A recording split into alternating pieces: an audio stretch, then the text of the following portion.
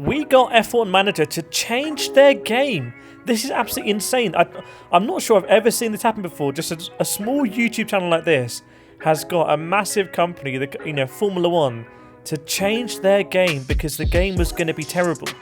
Let me explain what's happening here. F1 Manager 22 was a F1 management game where you run a team, you sign drivers, you improve your car, you do race strategy, and I really enjoyed it. I'm one of the biggest F1 Manager YouTubers, made a load of guides, race tips, all the kind of stuff.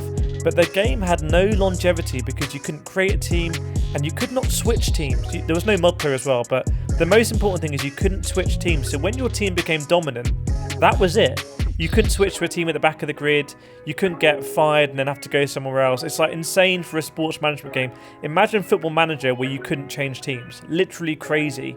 So when F1 Manager 23 started all their advertising for the new game, I could not believe that they had not added team switching. I'd made videos on this before, and I looked over everything. All of the YouTubers, they were doing the launch announcements, then no one mentioned it. And by the way, I'm the only F1 Manager YouTuber who has mentioned in these videos for F1 Manager 23 the lack of team switching. No other F1 Manager YouTuber I'm aware of has spoken out about this. So you really should remember that. I always try and be honest, always try and give you my absolute honest opinion on what games should do, what they shouldn't do.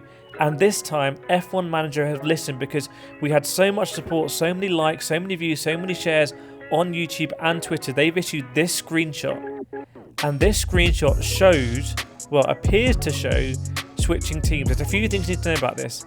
They've said this is going to come in a post-launch update. So obviously they had not planned to include this. If they planned to include it, it would be included in the main game.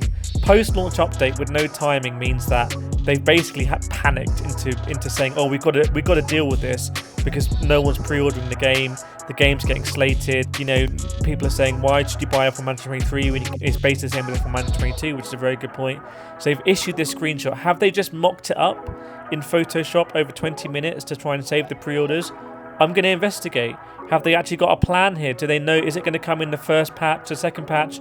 I'm going to let you know. But what's happened here? And let me know what you think in the comments. Do you really think that we have forced their hand here? Because I'm the only person who's been speaking out about this on YouTube. And I think it has made a really big difference to F1 Manager. So it looks as though they've actually taken the feedback on board. So I have to commend them for that.